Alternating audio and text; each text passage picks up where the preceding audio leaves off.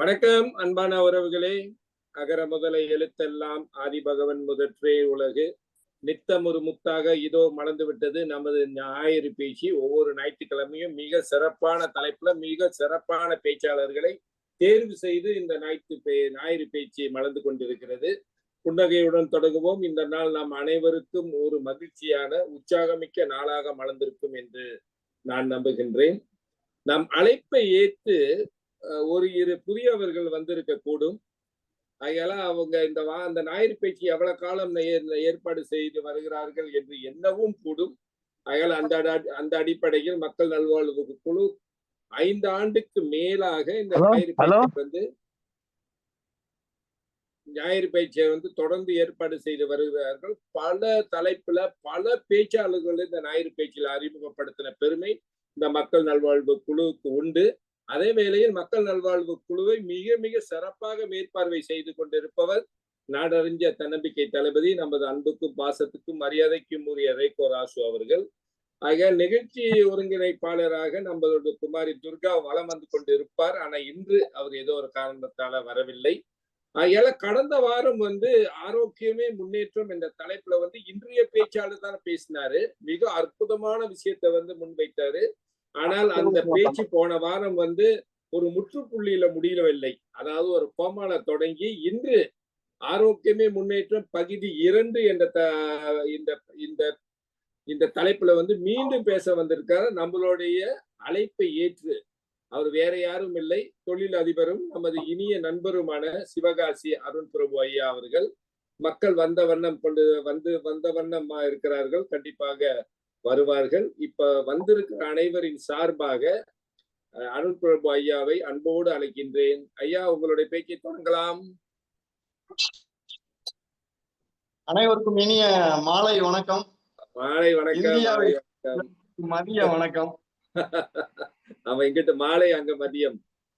ஆமா, போன வாரம் பேசிய ஆரோக்கியம் பற்றிய பல தகவல்கள் பலருக்கு பலனாக இருந்தது என்று எனக்கு தொலைபேசியிலும் பலர் பேசினார்கள். மிகுந்த மகிழ்ச்சியாக இருந்தது. தொடர்ந்து நடத்தி வரும் நம் மக்கள் நல்வாழ்வு குழுவின் இந்த ஞாயிறு பேச்சில் நான் பேசுவதில் மீண்டும் மகிழ்ச்சி அடைகிறேன். ஞாயிறு பேச்சு என்றாலே தனி மனித முன்னேற்றம் என்ற தலைப்பில்தான் பல பேச்சாளர்கள் இதில் பேசியுள்ளார்கள். அவர்கள் பேசும் அந்த பேச்சிலிருந்து நாம் அந்த வாரத்தில் நாம் என்ன முன்னேறி இருக்கோம் அல்லது முன்னேறுவோம் என்ற ஒரு சிந்தனையை கொடுத்து கொண்டிருக்கிறது இந்த ஞாயிறு பேச்சு. அதை தொடர்ச்சியாக நடத்தி வரும் நம் தன்னம்பிக்கை தளபதி திரு ரேகோ ராசு அவர்களை நான் மிகவும் பாராட்டுகிறேன். ஏனென்றால் எல்லோரும் பலரும் பல வேளையில் இருக்கிறோம். இருந்தாலும் சமுதாயத்திற்காக இந்த ஒரு நிகழ்ச்சியை பல பணம் செலவு செய்து வாரந்தோறும் நடத்தி வருவது ஒரு பாராட்டுக்குரிய விஷயம்தான். மார்ச் மாதம் 2020 தொடர்ந்து இது ஒவ்வொரு வாரமும் ஒவ்வொரு பேச்சாளரை எடுத்து நடத்தி வருவது மிகவும் சிறப்பு. நம் மலையரசன் சார் நெறியாளராக வாரம் ஞாயிற்றுக்கிழமை பேசிய நேரம் 3:30 மணி என்றால் அந்த நேரத்தில் சரியாக அவர்கள் அதை வழி நடத்தி கடைசியில் அந்த பேச்சாளர் சொல்லிய பேச்சை சாராம்சத்தை சொல்லுவது மிகவும் சிறப்பு. அவர்களுக்கும் வாழ்த்துக்கள். மேலும் இந்த நிகழ்ச்சியை தொடர்ந்து அட்டன் செய்து வரும் மக்கள் எல்லோருக்கும் என்னுடைய வாழ்த்துக்கள். நாம் போன வாரத்தில் ஆரோக்கியம் பற்றி நிறைய விஷயங்கள் பார்த்தோம். இன்று புதிதாக வந்தவர்கள் கூட இருக்கலாம். முதலில் ஆரோக்கியத்தை பற்றி மீண்டும் சில விஷயங்களை நாம் இன்று தெரிந்து கொள்வோம். ஏற்கனவே சொன்ன சில விஷயங்கள் வந்தாலும் பல நிறைய விஷயங்கள் புது விஷயங்களாக இருக்கும். கடவுள் நமக்கு படைத்த படைப்பில் ஒவ்வொரு ஜீவராசிக்கும் ஒவ்வொரு ஆயுட்காலம் கொடுத்தார். பூனை என்றால் இருக்கட்டும், நாய் என்றால் இருக்கட்டும், காட்டு விலங்குகளில் யானை என்றால் இருக்கட்டும், அதே போல் மனிதனுக்கும் ஒரு ஆண்டு கொடுத்தார். மனிதனுடைய ஆயுட்காலம் 100 to 120 ஆண்டுகள். பல இடங்களில் புத்தகங்களில் படித்திருக்கலாம். ஆனால் அது இப்பொழுது மிக குறைந்து விட்டது. ஆனால் பறவைகள், விலங்குகள் எல்லாம் கடவுள் கொடுத்த ஆண்டு வரை இன்று வரை உயிர் வாழ்ந்து கொண்டிருக்கிறது. அதற்கு என்ன காரணம் என்பதையும் நாம் பிறகு பார்க்கலாம். நாம் 100 வருடம் வாழ வேண்டிய நாம் 50, 60, 70, 80, 90 வயதில் மரணிப்பதற்கு பல காரணங்கள் இருந்தாலும், அந்த விஞ்ஞானி சொன்னது போல் நம் உடம்பில் நச்சு காரணிகள் தங்குவதால் தான் எல்லா நோய்களுக்குமே காரணம் என்று சொல்லியிருந்தார். நம் நச்சு காரணிகள் பல வகைகளாக, நாம் குடிக்கும் தண்ணீர் வழியாக, நாம் சுவாசிக்கும் காற்று வழியாக, நாம் சாப்பிடும் உணவுப் பொருட்கள் வழியாக, நாம் பயன்படுத்தும் அமிலங்கள், பொருட்களில் உள்ள அமிலங்கள் மூலமாகவும், நாம் சாப்பிடும் மருந்து மாத்திரைகள் மூலமாகவும், குறிப்பாக சாப்பிடும் மாமிசத்தில் உள்ள அந்த ஹார்மோன் இன்ஜெக்ஷன் போன்ற அந்த கெமிக்கல்ஸ் மூலமாகவும் நம் உடம்பில் பல நச்சுகள் உள்ளே சென்று 100 வருடம் உழைக்க வேண்டிய உறுப்புகளை 50, 60 வயதிலேயே பழுதடைய செய்கிறது. அதுதான் மிக முக்கிய காரணம் என்று வல்லுநர்கள் சொல்கிறார்கள். இது தவிர்த்து நாம் நடைப்பயிற்சி, நாம் நடக்கும் தூரம் மிக குறைந்து விட்டது. அதனால் அந்த கலோரிகள் சரியாக வெளியாகாததால் நாம் எடை போடுவது மற்றும் பல கொழுப்புகள் நம் உடம்பில் தேங்குவது, அது போன்ற பல விஷயங்கள் நடந்து கொண்டிருக்கிறது.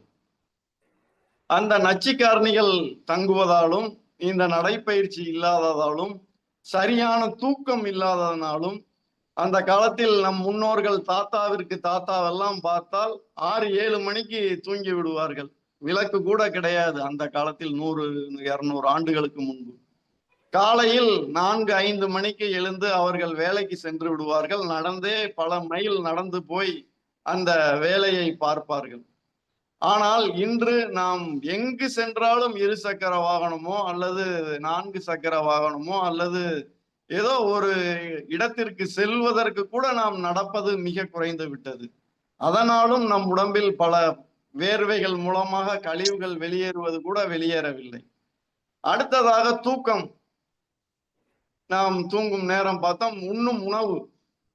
உண்ணும் நேரமும் மாறிவிட்டது. காலை 6 to 7 மணிக்கு அன்று சாப்பிட்டார்கள். 4 மணிக்கு எந்திரித்ததால் 2, 3 மணி நேரத்தில் காலை உணவை முடித்தார்கள். இன்று நாம் எழுவதே 7, 8 மணி ஆகிறது. காலை உணவு 10, 11க்கு செல்கிறது. மதிய உணவு 3, 4க்கு போகிறது. இரவு உணவு 10, 11 என்று மாறிவிட்டது. எனவே அந்த செயல்முறை மாறும் பொழுது நம் உடலில் பல உபாதைகள் நமக்கு தெரியாமலேயே அது நடந்து கொண்டிருக்கிறது. சிறு வயதில் அது ஒன்றும் பாதிப்பை ஏற்படுத்தாது. ஆனால் வயதாகும் பொழுது அந்த பாதிப்பு ஜீரண மண்டலம் வழியாக தெரியும் பொழுது நாம் அதை உணர்வோம். அந்த காலத்தில் எல்லாம் ஒரு ஊர் என்று எடுத்துக்கொண்டால் 2 அல்லது 3 மருத்துவர்கள் இருப்பார்கள். அவர்களிடம் போய் நாம் காய்ச்சல் என்று சொன்னால் அவர்கள் அந்த பேராமீட்டரை கூட வைத்து பார்க்க மாட்டார்கள். தலையில் இப்படி தொடுவார்கள் அல்லது நம் கழுத்துக்கு கீழே தொடுவார்கள். பார்த்து விட்டு 2 நாள் சாப்பிடுங்கள், சரியாகிவிடும் என்று சொல்லி விடுவார்கள். ஆனால் இந்த காலத்தில் டாக்டர்கள் என்று எடுத்துக்கொண்டால் ஒரு காய்ச்சல் என்று போனால் கூட நமக்கு பல பரிசோதனை செய்கிறார்கள். 1 வாரத்திற்கு ஆன்டிபயாட்டிக் அந்த மாத்திரைகள் கொடுத்து விட்டு 1 வாரம் கழித்து மீண்டும் வர சொல்கிறார்கள். அது மருத்துவத்துறையில் பல மருத்துவர்கள் பணம் பல கோடி ரூபாய் கொடுத்து அந்த படிப்பை படித்ததற்கு அந்த பண வரவிற்காக கூட அப்படி நடக்கிறது என்று சொல்கிறார்கள். ஆனால் அது மேட்டர் இல்லை. அந்த காலத்தில் மருத்துவர்கள் ஒரு மருந்தை கொடுத்து சரியாகிவிடும் போ என்றார்கள். இன்று சாப்பிட்டு விட்டு மீண்டும் வர சொல்கிறார்கள். அன்று 3 மருத்துவர்கள் இருந்தார்கள். இன்று தெருவுக்கு தெரு 3 மருத்துவர்கள் இருக்கிறார்கள். அவ்வளவு நோய்களின் எண்ணிக்கை கூடுவதற்கு அந்த நச்சு காரணிகளும் பல மாற்றங்களும் தான் காரணம். அந்த சுவாசிக்கும் காற்று நன்றாக இருந்தது அன்று. இன்று காற்றும் நமக்கு சுத்தமாக இல்லை, தூக்கமும் சரியில்லை, நாம் சாப்பிடும் உணவும் சரியில்லை, நேரமும் சரியில்லை. அதனால் பெரிய நமக்கு பிரச்சனைகள் ஏற்படுகிறது. நொறுங்க தின்றால் 100 வயசு என்று சொல்வார்கள். அந்த காலத்தில் எல்லாம் நன்றாக மென்னு சாப்பிடும் போது சாப்பிடும் வேலையை மட்டும் செய்வார்கள். ஆனால் இன்று நாம் அப்படியா செய்கிறோம்? இல்லையே.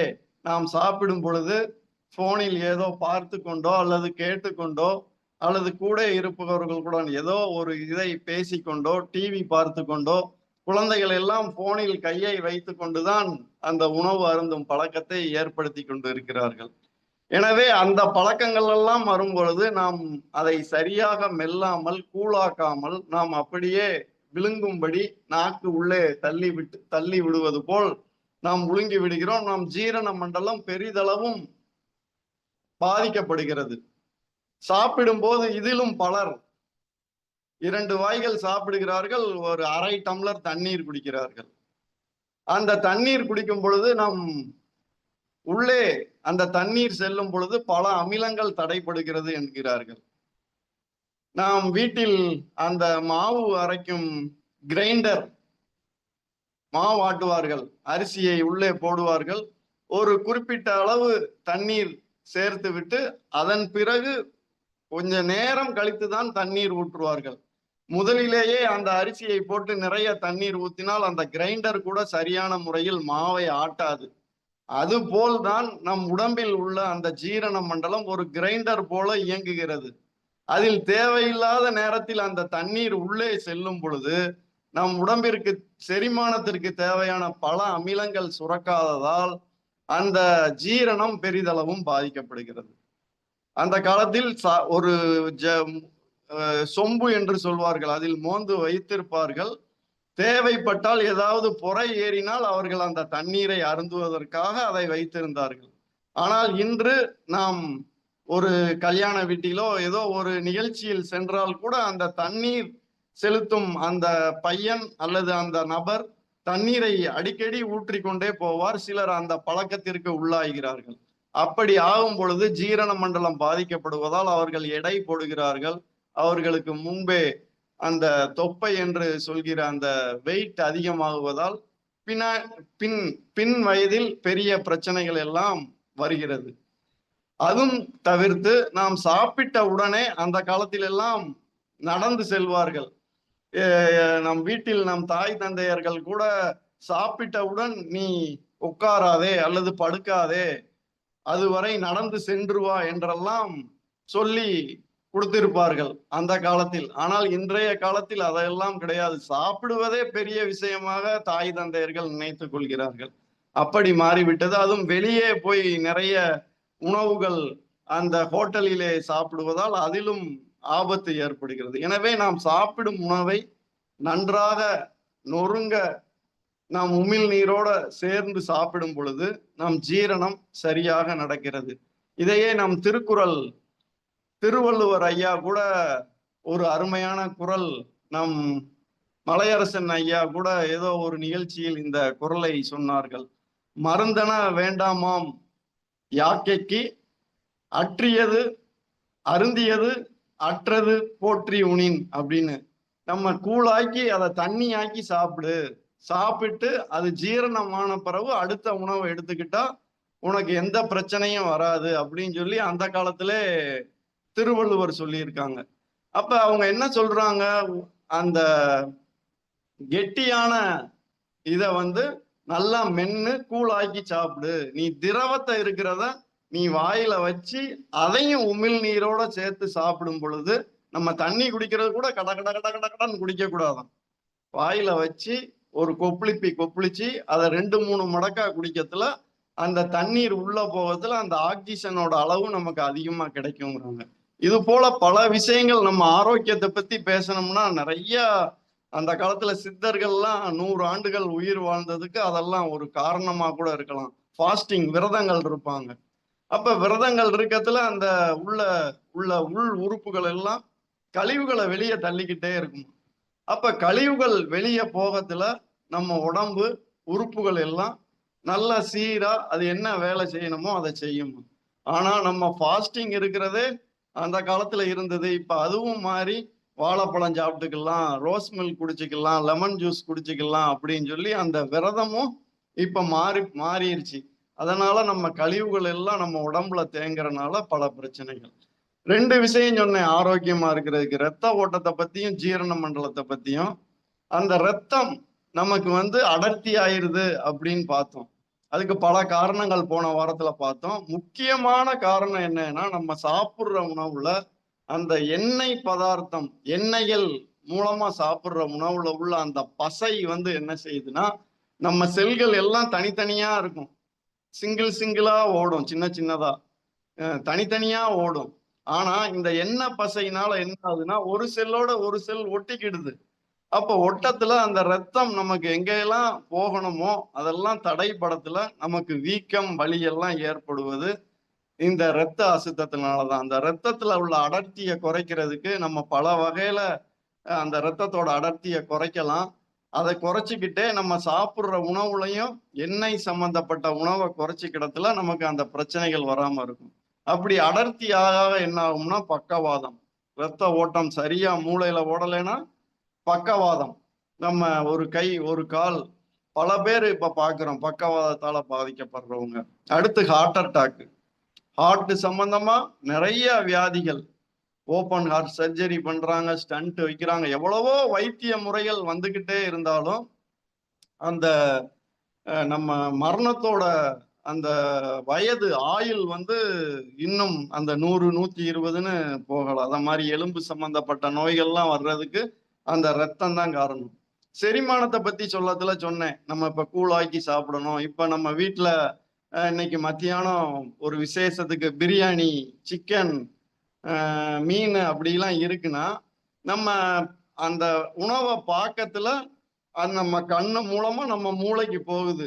உன் உடம்பு உன் வயிற்றுக்குள்ள உனக்கு பிரியாணி வரப்போகுது, சிக்கன் வரப்போகுது. உடனே மூளை என்ன செய்யுது? மண்ணீரலுக்கு ஆர்டர் போடுது.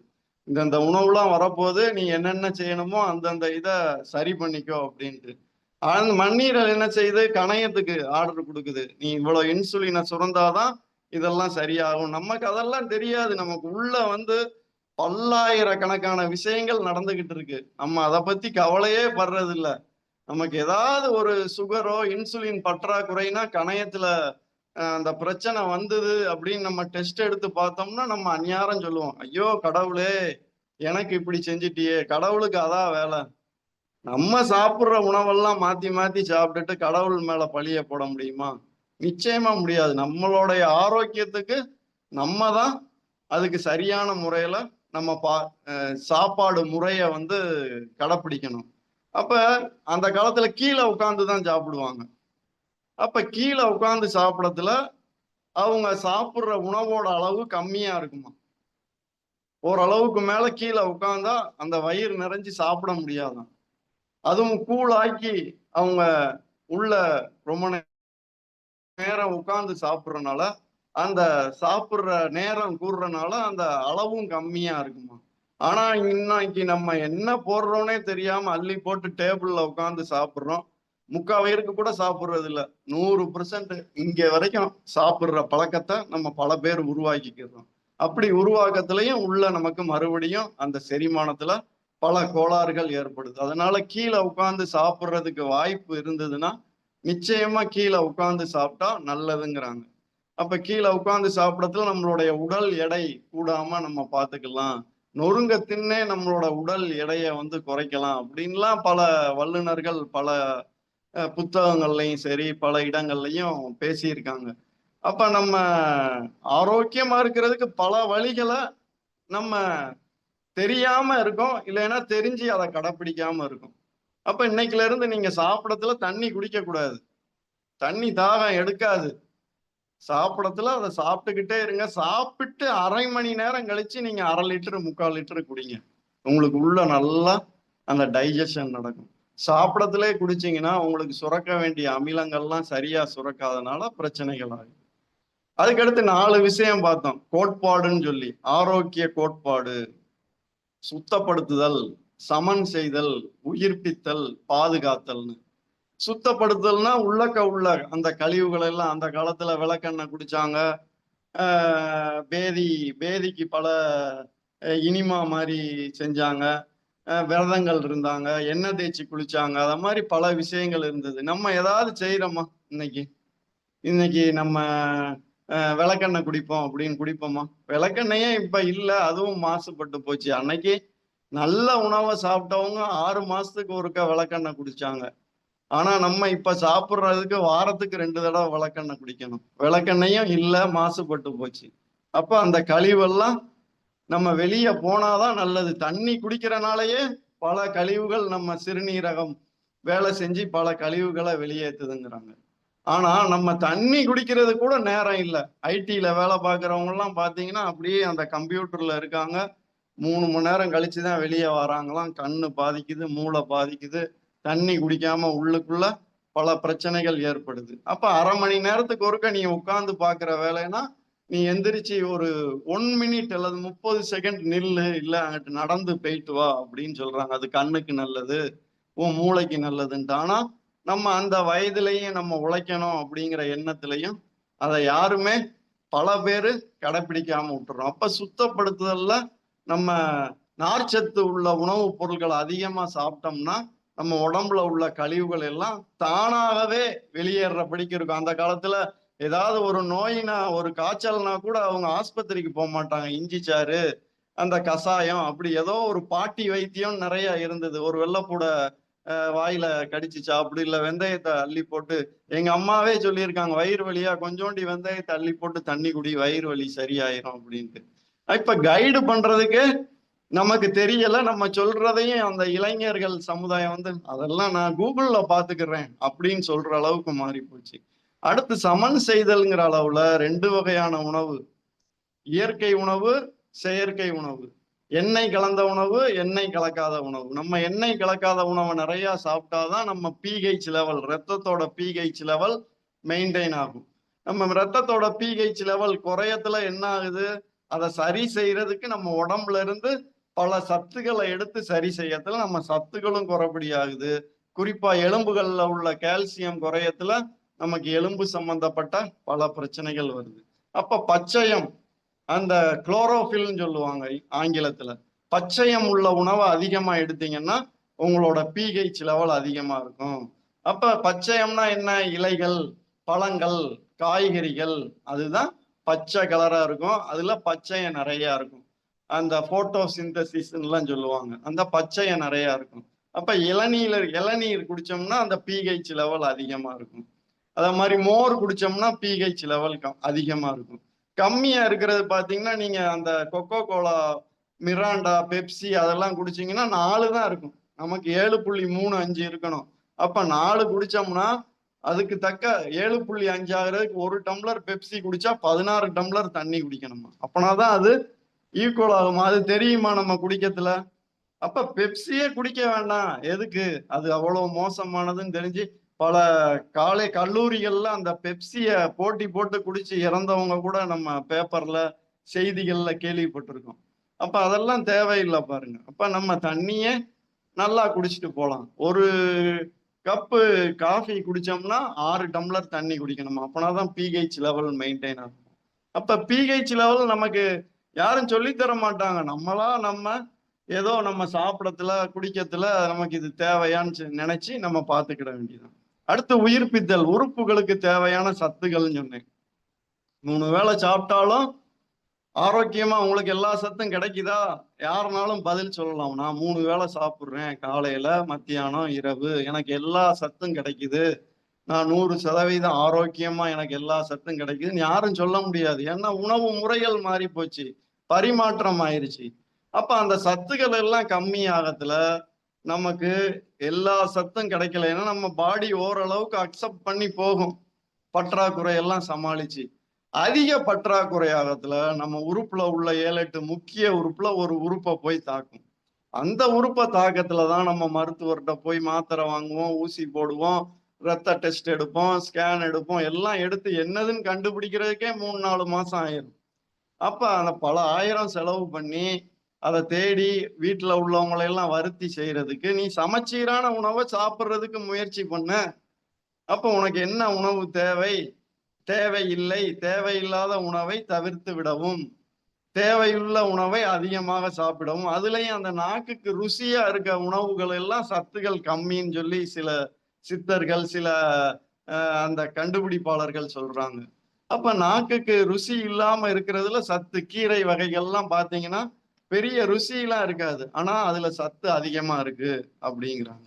அப்ப அந்த உயிர்ப்பித்தல்ங்கிற இடத்துல நம்ம தாத்தா என்ன சாப்பிட்டாரு, தாத்தா என்ன சாப்பிட்டாரு, அவர் ஃபுல்லா இயற்கை சம்பந்தப்பட்ட பழங்கள் காய்கறிகளை சாப்பிட்டாரு. கம்மங்கூழு, கேப்பக்களி, சோளம், தானியம்னு சாப்பிட்டாரு. அப்ப சாப்பிடத்துல அந்த சத்து அவருக்கு இருக்கத்துல அந்த சொல்லுவாங்க, அந்த காலத்து ஆள்கள்னா நீங்க அந்த காலத்துல சாப்பிட்ட உணவு தாங்க உங்களுக்கு இப்படி உங்களுக்கு திடத்தை கொடுக்குது அப்படின்லாம் கேள்விப்பட்டிருக்கோம். அப்ப அந்த சத்துகள் அந்த உணவு சாப்பிட்டனால தாத்தா பாட்டி எல்லாம் 70-80 வயசு வரைக்கும் ஆரோக்கியமா இருந்தாங்க. நம்ம அப்பாவை எடுத்துக்கோங்களேன். அப்பா சின்ன வயசுல இருக்கத்துல அந்த கேப்பக்கூழு, கம்மங்கூழு, சோளம், தானியம் எல்லாம் சாப்பிட்டுருப்பாங்க. அவங்க வளர வளர வளர வளர அந்த இட்லி, தோசை, பூரி எல்லாம் வந்தது. அப்ப இட்லி, தோசை, பூரி எல்லாம் சாப்பிடத்துல அந்த செரிமானம்லாம் மாறத்துல அவங்களுடைய வாழ்க்கை முறையில 10-15 வருஷம் குறைஞ்சிருச்சு. தாத்தா 70-80 வரைக்கும் இருந்தாரா, அப்பா காலத்தை எடுத்து பாத்தீங்கன்னா 60-70ன்னு வரும். அடுத்து நம்ம காலம் எடுத்துக்கோங்க. நம்ம என்ன கம்மங்கூழ் குடிச்சோமா சின்ன வயசுல? சின்ன வயசுலயே இட்லி, தோசை, பூரி, சப்பாத்தி அப்படின்னு சாப்பிட்டோம். இப்ப அப்படியே மாறி மாறி நூடுல்ஸ், பிஸா, பர்கர் அப்படின்னு நிறைய மாறி போச்சு. அப்ப அந்த உணவுல இருந்து இந்த பரிமாற்ற ஆகத்துல இன்னும் 10 வருஷம் குறையுது. அப்ப 60-70 இருந்தாரா, நம்ம காலத்துல 50-60 வயசு வரைக்கும் ஆரோக்கியமா இருக்கிறது வந்துருச்சு. அடுத்து வர்ற ஜெனரேஷன் என்ன செய்யுது, சின்ன குழந்தைகள்லயே லேஸ் சிப்ஸையும் அந்த கலரையும் அந்த நூடுல்ஸையும் பர்கரையும் வாங்கி சாப்பிட்டுக்கிட்டு இருக்காங்க. இன்னும் என்ன உணவு முறை வரப்போகுது? வாளியில 1 கிலோ KFC சிக்கன் வாங்கி 4 பேர் சாப்பிட்டு அதான் மதிய உணவுன்ட்டு போயிடுறாங்க. பணமும் போகுது, அந்த கெடுதியும் நமக்கு வந்து சேருது. அப்ப அந்த பரிணாமம் மாற மாற மாற என்ன ஆகுது, தாத்தா 80 வயசு வரைக்கும் ஆரோக்கியமா இருந்தவர் இப்ப உள்ள ஜெனரேஷன்ல 40 வயசுலயே ஒரு ஆள் தேவைப்படுறாப்புல ஆயிருது கவனிக்கிறது. பல இடங்கள்ல நம்ம கேள்விப்படுறோம். அப்ப அதெல்லாம் அந்த உயிர்ப்பித்தல்ங்கிற இடத்துல இத மூணையும் செஞ்சிட்டோம்னா நம்ம பாதுகாக்கப்பட்டுருவோம். நோய் எதிர்ப்பு சக்தி கூடிரும், சத்துக்கள் எல்லாம் அதிகமாயிரும். அப்ப நம்ம திடமா இருக்கும். ஏதாவது ஒரு கிருமி வந்தா கூட நம்மளை விட்டு டக்குன்னு அது வந்து வெளியாயிரும். இதுதான் அந்த கோட்பாடுன்னு பார்த்தோம். அப்ப ஆரோக்கியமா இருக்கிறதுக்கு பல விஷயங்கள் நம்ம கடைப்பிடிச்சாலும் ஒரே ஒரு வேளை 3 வேளையில பழங்கள், காய்கறிகள், தானியங்கள், பயறு வகைகள் நீங்கள் சாப்பிட ஆரம்பிங்க. கொஞ்சம் கஷ்டமா தான் இருக்கும். 1 மாசத்துக்கு கஷ்டமா இருக்கும்.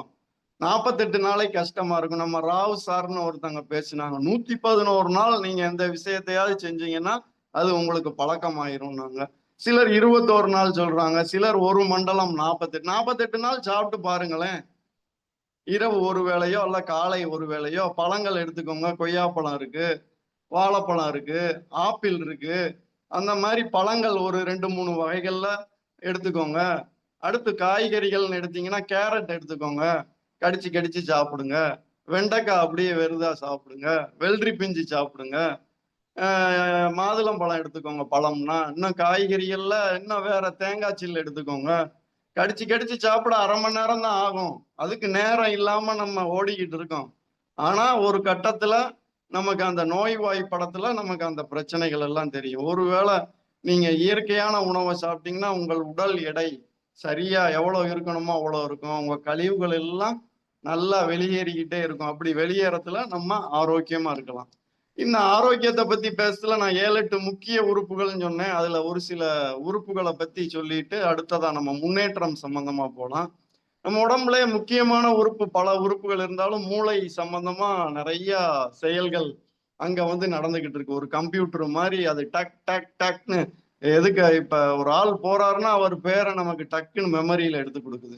அப்ப மூளை நல்லா இருக்கணும் அப்படின்னா நம்ம மூளைக்கு தேவையான ஆக்சிஜன், ஹைட்ரஜன் எல்லாம் சரியா கிடைக்கணும். அது எல்லாம் சரியா கிடைக்கணும்னா நம்ம உடம்புல கழிவுகள் வெளியே போகணும். அப்ப நம்ம கழிவுகள் மலம் மூலமா வெளியே போகும், சிறுநீர் மூலமா வெளியே போகும், வேர்வை மூலமா வெளியே போகும். அதெல்லாம் வெளியே போகிறதுல நம்ம மூளை ஃப்ரெஷ்ஷா இருக்குங்கிறோம். அப்ப கழிவுகள் வெளியே போச்சுனாலே அது என்ன மலச்சிக்கல், மனச்சிக்கல்னு சொல்லுவாங்க. ஒரு நாள் மலம் சரியா போகலைன்னா கூட அடுத்த நாள் தலைவலி வர்றவங்க பல பேர் இருக்காங்க. அப்ப அந்த கழிவுகள்லாம் வெளியே போறதுல மூளை நல்லா இருக்கும். அடுத்து இருதயத்தை பார்த்தீங்கன்னா நம்ம சாப்பிட்ற உணவுல நல்ல அது என்ன நல்ல கொழுப்பு, கெட்ட கொழுப்புன்னு 2 இருக்கு. நல்ல கொழுப்பு வந்து HDLன்னு சொல்லுவாங்க, கெட்ட கொழுப்பை LDLன்னு சொல்லுவாங்க. கெட்ட கொழுப்பு என்ன ஆகுது, நம்ம ரத்த குழாயில படிஞ்சு படிஞ்சு படிஞ்சு படிஞ்சு படிஞ்சு படிஞ்சு படிஞ்சு படிஞ்சு நம்ம ரத்த ஓட்டத்தை தடைப்படுத்துது.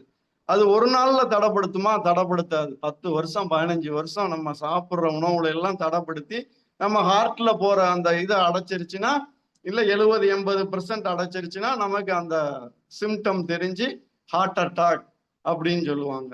அந்த காலத்துல எல்லாம் 3 ஹார்ட் அட்டாக் வரும் அப்படின்னு சொல்லுவாங்க. இப்ப ஹார்ட் அட்டாக்லயே ஸ்டண்ட் வச்சிடுறாங்க, ஓப்பன் ஹார்ட் சர்ஜரி பண்ணிடுறாங்க. அந்த கெட்ட கழிவெல்லாம் நம்ம கொழுப்பெல்லாம் வெளியேற்றணும். ஒமேகா 3ன்னு சொல்லுவாங்க. உலகத்திலேயே ஒமேகா 3ல மட்டும்தான் கெட்ட கொழுப்பை கரைக்கிறதுக்கு நிறைய ஆற்றல் இருக்குங்கிறாங்க. அந்த ஒமேகா 3 எதுல கிடைக்குது? ஆளி விதையிலையும் சில வகையான மீன்கள்லையும் தான் கிடைக்குது. அப்ப நம்ம அத வாரத்துல ஓரிரு நாட்கள் சாப்பிடும் பொழுது அந்த கெட்ட கொழுப்புல உள்ள கழிவுகள்லாம் வெளியே போகத்துல கரைக்கத்துல நம்ம ரத்த குழாயை நல்லா கழுவி விட்டுரும் தொடர்ச்சியா சாப்பிட்டுக்கிட்டே இருக்கத்துல. அப்ப ரத்த குழாயை கழுவி விட்டாச்சுன்னா ரத்தம் நல்லா சீரா ஓடத்துல நமக்கு ஹார்ட் அட்டாக் வர்றதுக்கான வாய்ப்பு இல்லாம நம்ம தவிர்த்திடலாம். அடுத்ததா பாத்தீங்கன்னா நுரையீரல். நமக்கு தெரியாமலேயே நம்ம சுவாசிச்சுக்கிட்டே இருக்கோம் பல்லாயிரம் தடவை. அப்ப அதை கரெக்டான முறையில சுவாசிச்சா நம்மளோட ஆயுள் கூடுங்கிறாங்க. அந்த சித்தர்கள் அவங்க எல்லாம் அந்த மூச்சை இழுத்து அதை வச்சு அந்த எண்ணிக்கை குறையத்துல அவங்க ஆயுட்காலம் கூடுங்கிறாங்க.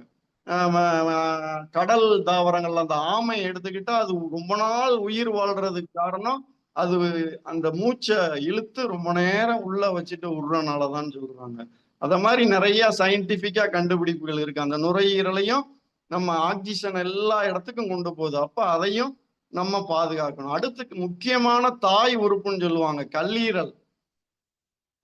கல்லீரல் தான் நம்ம உடம்புலயே பல வேலைகளை செய்யுது. அது 90-80-90% கெட்டு போன பிறகுதான் நமக்கு அது அறிகுறியே காமிக்கும். 40-50-60% அது கெட்டு போனா கூட அதாவே அது புதுப்பிச்சுக்கிடும்னு சொல்லியிருக்காங்க. அப்ப அந்த கல்லீரல் என்ன செய்யுது? நம்ம சாப்பிடுற உணவுல நீங்க இட்லி சாப்பிட்டாலும் சரி, தோசை, பிரியாணி, பொங்கல் என்ன சாப்பிட்டாலும் சரி, அதுல உள்ள சத்துக்கள்லாம் உறிஞ்சி கல்லீரல்ல தான் சேமிக்கப்படுது. கல்லீரல் தான் கண்ணுக்கு இந்த சத்து, மூக்குக்கு இந்த சத்து, மூளைக்கு இந்த சத்து, எல்லா இடத்துக்கும் அந்த சத்துக்களை கொடுத்துக்கிட்டே இருக்குன்னு சொல்றாங்க. அப்ப கல்லீரல் ரொம்ப ரொம்ப ரொம்ப ரொம்ப முக்கியமான உறுப்பு. அந்த உறுப்பை நம்ம பாதுகாக்கிறதுக்கு நம்ம வெள்ளைப்பூடு அதிகமா சாப்பிடணும், அந்த மஞ்சள் சேர்த்துக்கிடணும், பழங்கள் காய்கறிகள் நிறைய எடுத்துக்கிடத்துல நம்ம அந்த கல்லீரலை பலப்படுத்திடலாம். அடுத்து பாருங்க சிறுநீரகம், கிட்னி. ராமச்சந்திரன் எம்ஜிஆருக்கு டயாலிசிஸ் பண்ணதுலதான் கிட்னிங்கிற பேரு பல பேருக்கு நம்ம உடம்புல கிட்னி இருக்குன்னே தெரிஞ்சதுன்னு சொல்லுவாங்க, கேள்விப்பட்டிருக்கேன். அப்ப சிறுநீரகம் என்ன செய்யுது? நம்ம உடம்புல உள்ள பல வகையான கழிவுகளை வடிகட்டி பிரிச்சு நம்ம சிறுநீரா வெளியேற்றுது. நீங்க என்னெல்லாமோ குடிக்கிறீங்க. காபி பாத்தீங்கன்னா ப்ரௌன் கலர்ல இருக்கு, பெப்சி கொக்கோ கோலா குடிச்சீங்கன்னா கருப்பு கலர்ல இருக்கு, ஆரஞ்சு ஜூஸ் குடிச்சீங்கன்னா மஞ்சள் கலர்ல இருக்கு. எல்லாத்தையும் அது ஃபில்டர் பண்ணி நம்ம சிறுநீரை வெள்ளையா அனுப்புறது அந்த சிறுநீரகம் தான். அதுல அத்தனை லட்சக்கணக்கான வடிகட்டிகள் இருக்கான், நெஃப்ரான்ஸ் சொல்லுவாங்க. அதுதான் வடிகட்டி எல்லா கழிவுகளையும் வெளியேற்றுதான். அப்ப நம்ம சிறுநீரகத்தை பலப்படுத்துறதுக்கு என்னென்ன செய்யணும்? இயற்கை உணவை சாப்பிடுங்க, தண்ணி நிறைய குடிங்க, அந்த கழிவை வெளியேற்றுறதுக்கு பார்த்துக்கோங்க. அடுத்து கணையம். கணையம் தான் இன்சுலின் சுரக்குது. இன்சுலின் பற்றாக்குறையினால பல பேர் இன்சுலின் ஊசி போட்டுக்கிட்டு இருக்காங்க, 20 யூனிட் 30 யூனிட் 50 யூனிட். அப்ப அந்த இன்சுலின் கணையத்தை பாதுகாக்கிறதுக்கு நீங்க என்ன செஞ்சீங்க? கணையத்துக்கு தேவையான உணவுப் பொருட்கள் என்ன அப்படின்னு நீங்க பாருங்க. அன்றாட நம்ம சாப்பிடுற காய்கறிகள்ல தான் பாவக்காய் நிறைய சாப்பிடுங்க, அது என்னென்ன கீரை வகைகள் சாப்பிடணுமோ அந்த கணையத்தை பலப்படுத்துறதுக்கு வாழைப்பூ சாப்பிடுங்க. அதெல்லாம் சாப்பிடத்துல அந்த வாழைப்பூ குழம்பு சாப்பிடத்துல அந்த கணையத்துக்கு பல பலன்கள் கிடைக்குதான். இப்ப நம்ம எல்லாத்தையும் சாப்பிடத்துல நமக்கு தெரியாமலே எல்லாமே புதுப்பிச்சுக்கிட்டே இருக்கும். அடுத்து தோல் பாத்தீங்கன்னா அதுவும் ஒரு உறுப்புன்னு தான் சொல்றாங்க. தோல் நம்ம வெளிப்புறத்துல இருந்து நம்மளை பெரிதளவுல அதுதான் பாதுகாக்குது. அப்ப தோலை நீங்க சரியா இருக்கிறதுக்கு என்னென்ன செய்றீங்க? அப்ப கையில எண்ணெய் தேய்க்கிறீங்களா? நீங்க சாப்பிடுற உணவுல அந்த இயற்கையான உணவு தான் மாறி மாறி அடுத்து வரும். அந்த காலத்துல தாத்தா சாப்பிட்ட உணவு தான். அத மாதிரி எலும்புகளை பலப்படுத்துங்க. அது மாதிரி நிறைய இன்னும் நான் சொல்லாத உறுப்புகள் நிறைய இருக்கலாம். நீங்க அதெல்லாம் பலப்படுத்துறதுக்கு என்னென்ன செய்யணுமோ அதெல்லாம் செய்யுங்க. அந்த சுகர், இனிப்பு நீர்ன்னு சொல்றாங்கல்ல, அதுவும் ஹார்ட் அட்டாக்கு, இது 2 தான் மெயினா இருக்கு. அந்த சுகர் விஷயத்துல சொல்றாங்க, நம்ம காலையில எந்திரிச்ச உடனே நீங்க அந்த உங்க பிளட் டெஸ்ட் பாருங்க. ஃபாஸ்டிங் சுகர்னு சொல்லுவாங்க. அது அந்த அளவுக்கு மேல அதிகமா இருந்ததுன்னா நீங்க மன அழுத்தத்துல இருக்கீங்களான்னு நீங்க உங்களை செக் பண்ணிக்கோங்க அப்படின்னு சொல்றாங்க. மன அழுத்தம் அதிகமா இருந்ததுன்னா உங்களோட ஃபாஸ்டிங் சுகர் அதிகமா இருக்கும் அப்படின்னு கண்டுபிடிப்பாளர்கள் சொல்றாங்க. அடுத்து நீங்க சாப்பிட்ட பிறகு ஒரு 1.5 மணி நேரம் கழிச்சு எடுத்தோம்னா அது வேரியாச்சு ரொம்ப உங்களுக்கு அதிகமா இருந்ததுன்னா நீங்க சாப்பிடுற உணவு முறையில ஏதோ தப்பு இருக்கு. நீங்க சாப்பிடுற உணவோ அல்லது சாப்பிடும் அந்த முறையிலையோ ஏதோ தப்பு இருக்கு. அதை கவனமா பார்த்துக்கோங்க அப்படின்னு சொல்றாங்க. அடுத்து ரேண்டம் சுகர்னு சொல்லுவாங்க. மாசத்துக்கு ஒரு தடவை எடுத்து அந்த சுகரோட ஆவரேஜ் லெவலை பார்ப்பாங்க. அது உங்களுக்கு அதிகமா இருக்குன்னா உங்களோட டைஜஸ்டிவ் சிஸ்டம், உங்களுடைய ஜீரண மண்டலத்தை நீங்க சரி பாருங்க. அதுல ஏதோ உங்களுக்கு பிரச்சனைகள் இருக்கனாலதான் அந்த ரேண்டம் சுகர். அது மாதிரி ஒவ்வொன்றுக்கும் ஒவ்வொரு அறிகுறிகள். நம்ம நிறைய உறுப்புகளை பத்தி பேசினோம்னா பல வகையில நம்ம பேசிக்கிட்டே போகலாம். அதனால ஆரோக்கியத்தை பத்தி போன வாரம் பேசின இதுல நான் நிறைய விஷயங்கள் சொன்னேன். இப்பயும் நிறைய விஷயங்கள் உங்களுக்கு பயனுள்ளதா இருந்திருக்கும்னு நினைக்கிறேன். இதெல்லாம் உடனே பயனாகாது. நம்ம மூளையில சொன்னல எதுக்க ஒருத்தர் வந்தாருன்னா முனியசாமி அப்படின்னு பேரை எடுத்து கொடுக்குற மாதிரி இது மூளையில இருக்கும். என்னைக்காவது நீங்க அந்த பெப்சி கோலாவோ இல்ல அந்த எண்ணெய் சம்பந்தப்பட்ட உணவோ அல்ல இனிப்பு சம்பந்தப்பட்ட லட்டோ நீங்க 2 சாப்பிட்ற ஆளு ஒன்னோட நிறுத்துவீங்க. அப்ப அது உங்களுக்கு அது அந்த நேரத்துல பயனா இருக்கும். அப்ப அந்த கொக்கோ கோலா குடிக்க கூடாதுன்னா சரி இது வேண்டாம், நம்ம வெறும் அந்த கொக்கோ கோலாக்கு பதிலா அந்த சாத்துக்குடி ஜூஸ் குடிப்போம் அப்படின்னு சொல்லி குடிக்கிறதுக்கு உங்க மூளை எடுத்து கொடுக்கலாம். ஏதோ ஒரு வகையில சொல்லுவாங்க ரேகோ சாரு, ஒரு சொல் ஒரு வார்த்தை உங்களை மாத்திரும் அப்படின்னு சொல்லுவாங்க. அதெல்லாம் அத மாதிரி நிச்சயமா இதெல்லாம் பலனடிக்கும். இப்ப நம்ம ஆரோக்கியத்தை பத்தி நிறைய விஷயங்கள் சொல்லியிருக்கேன். அடுத்து அந்த முன்னேற்றம், ஆரோக்கியம் இருந்தா தான் நம்ம முன்னேற்றம் அடைய முடியும். சொன்னேன், வீட்டுல ஒரு ஆளுக்கு உடம்பு சரியில்லை அப்படின்னா நம்மளுடைய வேலை, அன்றைய வேலை நிச்சயமா பாதிக்கப்படும். அம்மாவுக்கு காய்ச்சலா இல்ல தலைவலியா இல்ல வயிற்று வலியா லூஸ் மோஷன் போகுதா, நம்ம பல வேலைகளை விட்டுட்டு அங்க போக வேண்டியிருக்கும். அப்ப நம்ம வீட்டுல எல்லாருமே ஆரோக்கியமா இருக்கிறதுக்கு நம்ம என்ன செய்யணும்? சேர்ந்து அந்த காலத்துல எல்லாம் உட்கார்ந்து சாப்பிட்டாங்க. இப்ப சேர்ந்து சாப்பிடுற பழக்கங்கள் கூட மாறி போச்சு. சாப்பிடத்துல ரொம்ப பேசாதீங்கன்னு நம்ம மூதாதையர்கள் சொல்லுவாங்க. அப்ப அந்த மெல்றதுக்காண்டி தான் அப்படி சொல்லியிருக்கலாம். ஏதோ ஒரு காரணம் இருந்திருக்கும். அப்ப அதெல்லாம் நம்ம கடைப்பிடிக்கிறதுல நம்ம குடும்பத்தார்கள் எல்லாம் ஆரோக்கியமா இருக்கு. நம்ம எல்லாம் சாப்பிட்டாங்களா? சொன்னல போன வாரத்துல அந்த பத்மாக்கா போன் பண்ணி சொன்னாங்க. நீங்க சொன்னீங்கல்ல தம்பி, அந்த பெண்கள் எல்லாம் வீட்டு வேலை பார்த்துக்கிட்டே இருப்பாங்க, அவங்க சாப்பிடுறதுக்கு கூட சரியா கவனிக்கிறதுக்கு ஆள் இருக்காதுன்னு. அந்த பாயிண்ட் ரொம்ப பிடிச்சது. அப்ப நம்ம மனைவிமார்கள், அம்மாமார்கள், அக்காமார்கள்ட்ட நீங்க சாப்பிட்டீங்களா, வாங்க கூட உட்காந்து சாப்பிடுவோம், உங்களுக்கு என்ன ஏதுன்னு சும்மா ஒரு 2 நிமிஷம் தான் இல்ல அவங்க சமைச்ச இதை பாராட்டுனா அவங்க சந்தோஷமாயிருவாங்க. அப்ப அதெல்லாம் பார்க்கத்துல அவங்களோட வீட்டுல ஒரு ஆள் இல்லைன்னா என்ன ஆகும்? பெண் இல்லைன்னா பெரிய பிரச்சனைகள் ஆகும். அதனால ஆரோக்கிய விஷயத்துல யாருக்காகவும் எதையும் விட்டு கொடுக்காம நீங்க இருங்க. அடுத்து நம்ம முன்னேற்றத்தை பத்தி பார்க்கறதுல ஆரோக்கியமா இருந்தா நம்ம எந்த வயசுலயும் வேலை பார்த்துக்கிட்டே இருக்கலாம். அப்ப எந்த வயசுலயும் நம்ம 40 வயசுல செஞ்ச மாதிரி வேலை செய்ய முடியுமா? 70 வயசுல நிச்சயமா செய்ய முடியாது. ஆரோக்கியமா இருந்தா அதுல ஒரு 50% செய்யலாம். ஆரோக்கியம் குறைஞ்சிருச்சுன்னா நம்ம 10% செய்வோம். இல்லைன்னா நம்ம ரிட்டையர்மெண்ட்ட, நம்ம எல்லாம் சம்பாதிச்சாச்சு நம்ம ரிட்டையர் ஆயிட்டோம் அப்படின்னு கூட நம்ம சொல்லிக்கலாம். ஆனா ஆரோக்கியமா இருந்தீங்கன்னா நீங்க 70 வயசுல, ஜப்பான்ல எல்லாம் பாத்தீங்கன்னா 90 வயசுலயும் உள்ளவங்க நடந்து வேலைக்கு போய்கிட்டு இருக்காங்கன்னு பல நம்ம காணொளி வீடியோ வாட்ஸ்அப்ல பாக்குறோம்.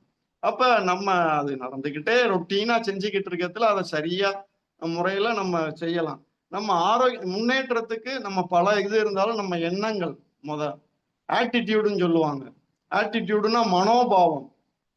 ஒருத்தரோட மனோபாவத்தை வச்சுதான் அவருக்கு எல்லா விஷயங்களும் நடக்குது. அதுக்கு நம்ம எழுத்து கூட்டி கூட ஹார்ட் ஒர்க்கு, ஃப்ரெண்ட்ஷிப் எல்லாம் பாயிண்ட் போடுறதுல அந்த ஆட்டிடியூடுன்னு போடுற இதுல ஆங்கில லெட்டர்ல போட்டா 100 மார்க்.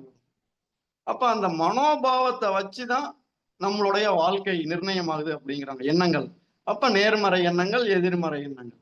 நம்ம நேர்மறை எண்ணங்கள்ல இருந்தோம்னா அதுல உள்ள ஆப்பர்ச்சுனிட்டி, அதுல உள்ள இதை பார்ப்போம். எதிர்மறை எண்ணங்களை, ஐயோ இப்படி நடந்துருச்சே, இதான் நம்ம முதல்ல செஞ்சிருக்க கூடாது அப்படின்னு நினைப்போம். அப்ப இந்த ஒரு தோல்வி அல்லது ஒரு துன்பம் அல்லது ஒரு இடைஞ்சல் வந்ததுன்னா அதை விட்டு நிவர்த்தி ஆகிறதுக்கு என்ன செய்யறதுன்னு பார்த்துதான் நம்ம அடுத்து போகணும். அடுத்ததா திறமைன்னு சொல்லலாம். நம்ம திறமைய வளர்த்துக்கிட்டே தான் இருக்கணும். இப்ப இந்த ஞாயிறு பேச்சு நீங்க வார வாரம் கேட்கறனால நீங்க பல புத்தகத்தை படிக்கிற மாதிரி உங்க திறமைகள் உங்களுக்கு கூடிக்கிட்டே தான் இருக்கும். அப்ப உங்க திறமை ஆற்றல் கூட கூட உங்களோட எண்ணங்களும் அதுவும் சேரத்துல நீங்க செய்யற வேலை சிறப்பா நடக்கிறதுக்கான வழிமுறைகளை கொடுக்கும். அடுத்த அறிவாற்றல்னு சொல்லுவாங்க. நம்ம என்னதான் அறிவு இருந்தாலும் அதை சரியான இடத்துல பயன்படுத்தணும். இப்ப சொன்னல, நம்ம ஹோட்டலுக்கு போறோம், நம்ம சாப்பிடத்துல என்னென்ன வாங்குறோம் அதெல்லாம் போய் குடல்ல ஓவர்டேக் பண்ணிட்டு போக முடியாது, செரிமானமான பிறகுதான். அப்ப நமக்கு அந்த அறிவாற்றல் சரியா இருக்கத்துல இது தேவை இது தேவையில்லை அப்படின்னு நமக்கு அந்த இதை எடுத்து கொடுக்கறதுல நம்ம அந்த ஆரோக்கியமும் சரியாகும். நம்ம ஆரோக்கியமா இருக்கத்துல நம்மளுடைய வியாபார நோக்கமும் சரியாகும். நம்ம பல விஷயங்கள் இருந்தாலும் நம்ம ஒரு சில விஷயங்கள்ல நம்மளை நாமே பார்த்துக்கிடணும். அப்படி ஒரு 4 விஷயம் பார்த்தீங்கன்னா, சுயம்னு சொல்லுவாங்க. சுயம்னா நம்மளை பத்தியே நம்ம தெரிஞ்சுக்கிறது. அப்ப நம்மளை பத்தி நம்மளை விட யாருக்கும் தெரியாது. அப்ப நம்ம தனித்துவமா நம்ம என்ன செய்யறோம், நம்ம என்னெல்லாம் தப்பு செய்யறோம், நம்ம என்னெல்லாம் சரியா செய்யறோங்கிறத நம்ம தெரிஞ்சுக்கிட்டு நம்மளோட வெல்விஷர் யார்கிட்டையாவது அதை சொல்லத்துல அவங்களும் கைடு பண்ணத்துல நம்ம அந்த வியாபார துறையிலையோ அல்ல வேலை பார்க்கும் துறையிலையோ நம்ம வெற்றி அடைகிறதுக்கு ஒரு வாய்ப்பா இருக்கும். நம்ம எதுக்காண்டி வேலை பார்க்கிறோம்? எல்லாருமே பணம் சம்பாதிக்கிறோம். பணம் சம்பாதிச்சு யாருக்காக? அடுத்து நம்ம மனைவி, பிள்ளைகள், அம்மா அப்பா, மனைவி வேலைக்கு போனாங்கன்னா கணவன், பிள்ளைகள், அப்படிதான். அப்ப குடும்பத்தோட கொஞ்சமாவது ஸ்பெண்ட் பண்ணணும் நேரம். அப்ப இப்ப வீட்லயே பாருங்களேன், குடும்பத்திலேயே ஒரு ரூம்ல ஒரு பையன் இருக்கான், இன்னொரு ரூம்ல ஒரு பையன் இருக்கான். சாப்பிட வாரியா அப்படின்னு வாட்ஸ்அப் பண்றாப்புல வந்துருச்சு, இல்ல போன் போடுற சூழ்நிலையில வந்துருச்சு. அப்ப காலங்கள் மாற மாற அந்த போன் எல்லாம் பார்க்கறதுல அந்த ப்ளூரேன்னு சொல்றாங்க, அது கண்ணை கெடுக்குதுங்கிறாங்க, மூளையை கெடுக்குதுங்கிறாங்க, படுக்கிறதுக்கு நம்ம 2 மணி நேரத்துக்கு பயன்படுத்தக்கூடாதுன்னு சொல்றாங்க. தெரிஞ்சும் நம்ம அதை பயன்படுத்திக்கிட்டு தான் இருக்கோம். நானே பயன்படுத்திக்கிட்டு இருக்கேனே. அப்ப அதெல்லாம் நம்ம சில விஷயங்களை தவிர்க்க முடியாது, ஆனா தவிர்க்கணும்னு நினைச்சா தவிர்க்கலாம். அப்ப அந்த குடும்பத்து கூட நம்ம மகிழ்ச்சியா இருக்கிறதுக்கு என்னென்ன வேலைகள் செய்யணுமோ அதையும் செய்யணும். அடுத்து நம்ம செய்யும் வேலை அல்லது தொழில், செய்யும் தொழிலே தெய்வம்னு சொல்லுவாங்க. அதெல்லாம் தொழில்னு வந்துட்டா நான் என்ன வேலை இருந்தாலும் சரி அந்த தொழிலுக்கு நிச்சயமா முக்கியத்துவம் கொடுப்பேன்.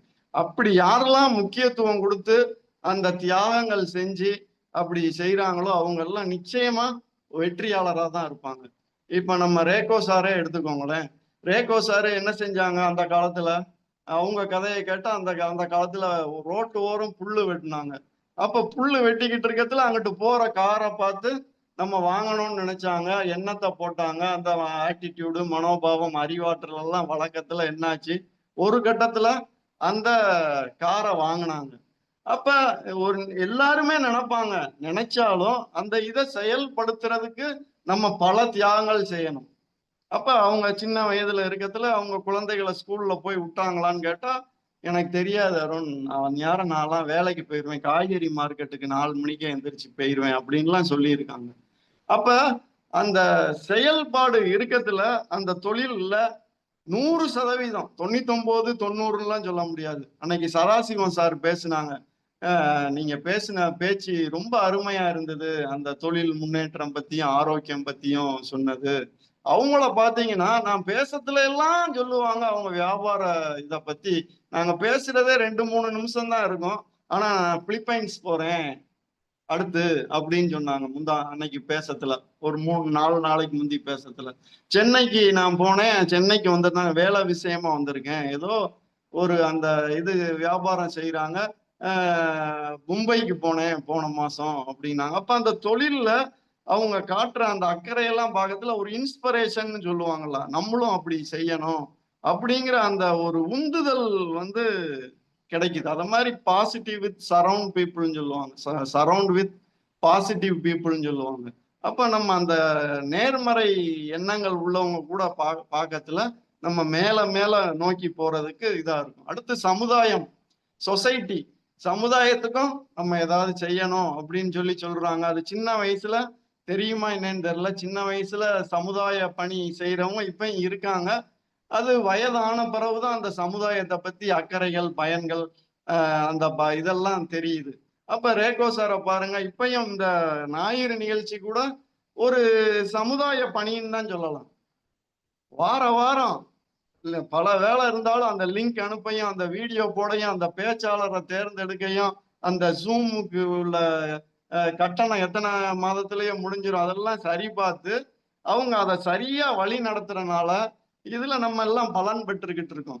அத மாதிரி சமுதாயத்துக்கு நம்ம என்ன செஞ்சோம் அப்படிங்கிறதையும் நம்ம பார்த்துக்கலாம். நம்ம வியாபாரத்துல முன்னுக்கு வர்றதுக்கு ஒரு 3 வழிகள் நான் பல இடங்கள்ல இது கேட்டு தெரிஞ்சுக்கிட்டதுதான். முதல் விஷயம் பாத்தீங்கன்னா விஷன்னு சொல்லுவாங்க. விஷன்னா நோக்கம் அப்படின்னு சொல்லுவாங்க. நம்ம என்ன வேலை செய்யறோமோ இல்ல என்ன தொழில் செய்யறோமோ அதனுடைய நோக்கம் என்ன அப்படிங்கிறத நம்ம தெரிஞ்சுக்கிடணும். அதை பத்தி அந்த வியாபாரத்தை பத்தியோ அல்லது அந்த வேலையை பத்தியோ நன்கு அறிஞ்சுக்கிட்டு அந்த நோக்கத்தை நம்ம கரெக்டா வச்சுக்கிடணும். அது சின்ன 1 வருஷ நோக்கமா இருக்கலாம், இல்ல 2 வருஷ இதா இருக்கலாம். அந்த நோக்கம் ரொம்ப நாளைக்கு அது ஒரு இது சொல்லுவாங்க, அந்த வார்த்தை எனக்கு சரியா எதிர்நோக்கு பார்வைன்னு சொல்லலாம். அந்த மாதிரியா நம்மளோட நோக்கம் இருக்கணும். அடுத்து நோக்க பணின்னு சொல்லுவாங்க, மிஷன் அப்படின்னு சொல்லுவாங்க. அந்த நோக்க பணிங்கிற இடத்துலயும் நம்ம என்னெல்லாம் செஞ்சு இந்த ஒரு வியாபாரத்தை பெருக்கணும்னா, இப்ப இந்த சதாசிவன் சாரை சொன்னேன், முதல்ல மலேசியால மட்டும் செஞ்சாங்க, அடுத்து இந்தியால 5-6 இடத்துல குஜராத்துக்கு வந்தேன்லாம் சொன்னாங்க, இப்ப பிலிப்பைன்ஸ் போறாங்க. அப்ப அதெல்லாம் அந்த விஷன் மிஷன் இல்லைன்னா அப்படி எல்லாம் செய்ய முடியாது. அத மாதிரி எல்லாருமே ஒரு சின்ன வியாபாரமா இருந்தாலும் அதை வச்சுக்கிடணும். அடுத்ததா 3வது பாத்தீங்கன்னா கோல், இலக்குன்னு சொல்லுவாங்க. இலக்கு நிச்சயமா வேணும். அந்த இலக்கு மட்டும் இல்லைன்னா நம்ம ஜெயிக்கவே முடியாது. இலக்குன்னு சொல்றதுக்கு நம்ம உதாரணம் சொல்லலாம். நம்ம ஏதாவது ஒரு ஊருக்கு போறோம் அப்படின்னா நம்ம ஒரு பஸ் நிலையத்துக்கு போறோம். முதல்ல நம்ம சிந்திச்சுட்டு போவோமா, இல்ல பஸ் நிலையத்துக்கு போய் ஏதாவது எந்த பஸ் வருதோ அதுல ஏறி போவோமா? அதுதான் அந்த நம்ம நினைச்சு நம்ம இத்தனை மணிக்கு பஸ்னா ட்ரெயின்னா நம்ம கரெக்டா போறோம் பாத்தீங்களா, அதெல்லாம் ஒரு வகையான இலக்குன்னு கூட சொல்லலாம். அத மாதிரி வியாபாரத்துல நீங்க உங்களோட இலக்கை செட் பண்ணணும். அது 1 மாத இலக்கா இருக்கலாம், 1 வார இலக்கா இருக்கலாம், 6 மாச இலக்கா இருக்கலாம். நிச்சயமா இலக்கை செட் பண்ணி அதுல தோத்தாலும் பிரச்சனை கிடையாது. அதுல கண்டிப்பா ஒரு வெற்றி அடைகிறதுக்கான இது இருக்கும். நம்ம பல பேர் பயப்படுவோம் கமிட்மெண்ட் ஆகுறதுக்கு. நீங்க கமிட்மெண்ட் ஆனா என்ன, ஒரு 4 விஷயம் தான் நடக்கும். நீங்க இப்ப ஒரு வியாபாரத்துல இருக்கீங்கன்னு வச்சுக்கோங்க. இந்த மாதம் நம்மளுடைய மொத்த வியாபாரம் 5 லட்சத்திற்கு வியாபாரம் செய்ய வேண்டும் என்று நினைச்சுக்கிறீங்க. அப்ப 5 லட்சம் செய்யறதுக்கு என்னென்ன அறிகுறிகள், என்னென்ன வேலைகள் எல்லாம் செஞ்சுக்கிட்டே இருக்கீங்க. என்ன விஷயம் நடக்கும் உங்களுக்கு? 4 விஷயம் தான் நடக்கும். முதல் விஷயம் பாத்தீங்கன்னா, நீங்க நினைச்ச 5 லட்சத்தை அடைஞ்சிருவீங்க. அடையலையா, அடுத்ததா 2வது விஷயம் 5 லட்சத்துக்கு மேலையும் நடக்கலாம். 6 லட்சமா கூட அந்த மாதத்துல நடந்திருக்கலாம். ஓ அப்படி இல்லையா, அது 3 லட்சமா கூட நடந்திருக்கலாம். என்ன, உங்களோட 5 லட்சம் நினைச்சது 3 லட்சம் நடந்திருக்கு. என்ன 3 லட்சம் வந்திருக்குல்ல, உங்களுக்கு லாபம் தானே. 6 லட்சம் அதை விட லாபம். இன்னொரு விஷயம் இருக்கு, பல நேச்சர் அதெல்லாம் சேர்ந்து எதிர்மறையா நடக்கலாம். நீங்க 5 லட்சத்துக்கு நடக்கணும்னு நினைச்சிருப்பீங்க, ரொம்ப குறையா நடந்திருக்கும். இந்த 4 விஷயத்தை தவிர எதுவுமே நடக்காது. அந்த 4வது விஷயம் ஏதாவது நேச்சர் மூலமா அந்த குழப்பங்கள் வந்தாதான் நடக்கும். அப்ப நீங்க எதுக்கு பயப்படணும்? நிச்சயமா உங்களுடைய வேலையை நோக்கி, அந்த சிந்தனையை நோக்கி நேர்மறை சிந்தனையில போய்கிட்டே இருக்கத்துல நிச்சயமா நீங்க அந்த இலக்கு, நீங்க நினைச்சதை அடைய முடியும். எண்ணம் போல் வாழ்வுன்னு நம்ம சார் சொல்லுவாங்க, ரேகோ சார். அப்ப எண்ணம் போல் தான் வாழ்வு, அதிசயங்கள் நடக்கும்பாங்க, அற்புதங்கள் நடக்கும்பாங்க. அது எல்லார் வாழ்க்கையிலையும் நடக்கும். நம்ம சரியான பாதையில சரியான வேலைய சரியான ஆள்கள் கூட செஞ்சுக்கிட்டு இருந்தா. அதே இது நம்ம எண்ணம் கெட்ட எண்ணங்கள்னாலும் எண்ணம் போல் வாழ்வு தான். அதுவும் சொல்லி கொடுத்துருக்காங்க ரேகோ சார் பல உதாரணத்தோட. அப்ப நம்ம நல்ல வழியிலேயே நம்ம சிந்திச்சு போவோம். நம்ம எப்பயுமே உற்சாகமா இருக்கணும்னு சொல்லுவாங்க.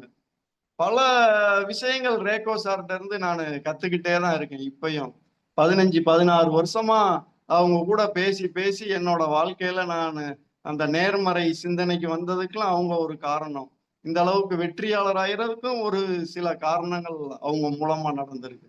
அப்ப யாராவது ஒருத்தங்களை நீங்க ஃபாலோ பண்ணி போகத்துல உங்களுக்கு நிச்சயமா வெற்றி உற்சாகமா இருங்கள் அப்படின்னு சொல்லுவாங்க. அப்ப உற்சாகமா இருக்கிறதுக்கு என்ன செய்யணும்? உற்சாகமா இருக்கணும்னு நம்ம எப்பயும் சுறுசுறுப்பா இருக்கணும். அந்த சோம்பல் இருக்கக்கூடாது, தள்ளி போடுறது இருக்கக்கூடாது. சுறுசுறுப்பா இருக்கிற ஆள் யாரு உலகத்துல சொல்லுங்க பாப்போம். சுறுசுறுப்பா எந்த நேரமும் சுறுசுறுப்பா இருப்பாங்க யாருன்னு பாத்தீங்கன்னா குழந்தைகள் இருப்பாங்க. குழந்தைகளை பாருங்க, எப்பயும் சுட்டித்தனமா அந்த சுறுசுறுப்பாவே இருப்பாங்க. அவங்க எதையாவது கத்துக்கிடணும்னு நினைச்சுக்கிட்டே இருப்பாங்க, கத்துக்கிட்டே இருப்பாங்க. அப்ப நம்ம உற்சாகமா சுறுசுறுப்பா இருந்தா நம்மளும் கத்துக்கிட்டே இருக்கலாம். அப்ப நம்ம உற்சாகமே இல்லாம டம்மியா இருந்தோம்னா நம்ம கத்துக்கிறதும் குறைஞ்சிடும். அப்ப கத்துக்கிறது குறையத்துல நம்மளுடைய வளர்ச்சி பாதிக்கப்படும். அதனால நம்ம வியாபாரமா இருந்தாலும் சரி, இல்ல வேலை பார்க்கிறதா இருந்தாலும் சரி, இல்ல குடும்பத்துல ஏதாவது ஒரு வேலைனாலும் சரி, நம்ம எல்லாத்தையும் சரியான முறையில பொறுமையா கோபம் இல்லாம, ரேகோ சார்கிட்ட படிச்சதுல கோபமின்மை, கோபப்படாமல் இருப்பது எப்படின்னு நிறைய படிச்சிருக்கேன். அப்ப படிச்சாலும் இப்ப இன்னும் கோபம் வரத்தான் செய்யுது. இன்னும் அதை குறைக்கிறதுக்கு முயற்சி பண்ணிக்கிட்டு தான் இருக்கேன். அப்ப அந்த எல்லாத்துக்குமே வரும் கோபம், எல்லாம் வரும். அப்ப அது எல்லாத்தையும் சரி பண்ணி நம்ம அந்த சரியான பாதையில ஆரோக்கியத்தை சரியா வச்சிருந்தோம்னா நம்ம எந்த வயசுலயும் எப்படினாலும் வேலை செஞ்சு முன்னேறிடலாம். ஆரோக்கியம் சரியா இல்லைன்னா நம்ம ஒரு ஆளை டிபெண்ட் பண்ண வேண்டி இருக்கும். நம்ம ஒரு மாத்திரை செலவுக்கு கூட நம்ம பிள்ளைகளோ இல்ல ஏதோ ஒரு இதா இருக்கும். அப்ப நம்ம அந்த 50-60 வயசுக்குள்ள நல்லா சம்பாதிச்சுக்கிட்டு 60 வயசுக்கு மேல நம்ம உழைக்கிற உழைப்பை கொஞ்சம் குறைச்சி அதுல இருந்து வருமானம் வர்றதுல நம்ம ஏற்பாடு பண்ணத்துல நம்ம எல்லோருமே மகிழ்ச்சியாகவும் ஒரு வெற்றியாளராகவும் இருக்கலாம். இந்த ஞாயிறு பேச்சுல பேசுறதுக்கு வாய்ப்பு கொடுத்த ரேகோ சாருக்கு மறுபடியும் நன்றி சொல்றேன். நான் ஏதாவது பல விஷயங்கள் சொல்லத்துல ஏதோ சில விஷயங்கள் பிழையா கூட இருந்திருக்கலாம், அதெல்லாம் நீங்க பெருசுபடுத்தாதீங்க. நல்ல விஷயங்களை மட்டும் அதுல எடுத்துக்கிட்டு நீங்க அதை வாழ்க்கையில பயன்படுத்தும் பொழுது நிச்சயமா உங்க வாழ்க்கையில உங்களுக்கு ஆரோக்கியம் மேம்படும், பொருளாதார மேம்படலாம், வீட்டு குடும்பத்தோட மகிழ்ச்சியா இருக்கலாம். வாய்ப்புக்கு நன்றி கூறி எல்லோருக்கும் வாழ்த்து சொல்லி வெற்றி நிச்சயம், ஆரோக்கியமாக இருங்கள் என்று சொல்லி விடைபெறுகிறேன். நன்றி. வணக்கம் வணக்கம் வணக்கம் வணக்கம் அருண், மிக சிறப்பு மிக சிறப்பு.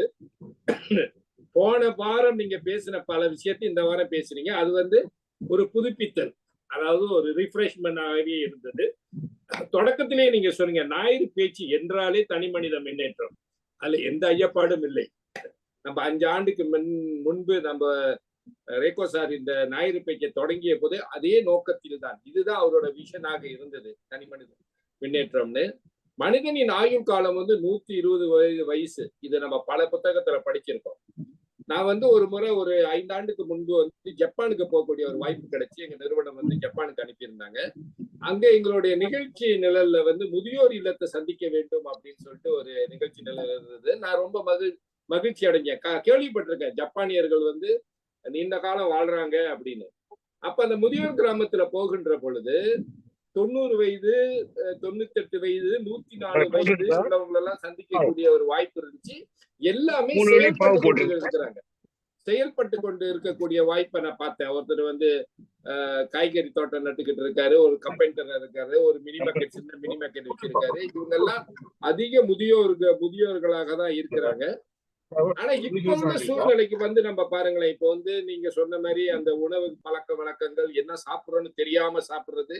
70 வயசு வந்துட்டாவே நம்ம போனஸ் நம்மளே சொல்லிக்கிறோம். 70 வயசு வந்துட்டாவே போனஸ்ங்க, இதுக்கு மேல நம்ம ஒண்ணும் சொல்றதுக்கு இல்ல.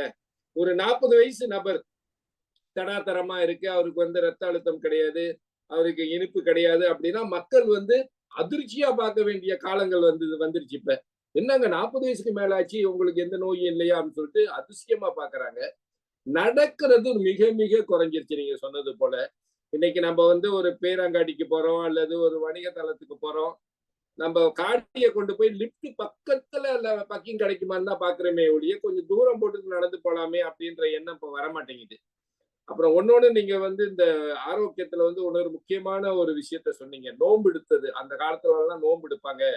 அந்த நோன்பு என்பது இயற்கை மருத்துவமாகவே அமைந்தது. ஆனா நான் இப்ப என்னுடைய ஒரு 20 ஆண்டு காலமாக இந்த நோன்பு எடுக்கிற பழக்கத்தை வந்து நான் ஒன்ன கடைபிடிக்கிறேன். அதாவது ஒரு 2 வாரத்துக்கு ஒரு முறை வந்து நோன்பு எடுக்கணும். அதாவது 19 மணி நேரம் நோன்பு. அப்பனா ஒரு ஆண்டுக்கு வந்து 26 நாள் வரும். 2 வாரம் 2 வாரம் அப்படின்னு கணக்கு பண்ணா அந்த சுரவ மாதம் முதல் நாள்ல வந்து கணக்கு பண்ண தை முதல் நாள்ல இருந்து 2 வாரம் கணக்கு பண்ணி நம்மளுக்கு வந்து 494 மணி நேரம் வரும். அது வந்து ரொம்ப முக்கியமாகவும் நம்மளோட உடலுக்கு வந்து ஒரு இயற்கை மருத்துவமாகவும் அமையக்கூடியதுதான் இந்த நோன்பு பழக்க வழக்கங்கள். இப்ப அதெல்லாம் ரொம்ப குறைஞ்சு போச்சு. அது ஒரு காரணமாக இருந்தது.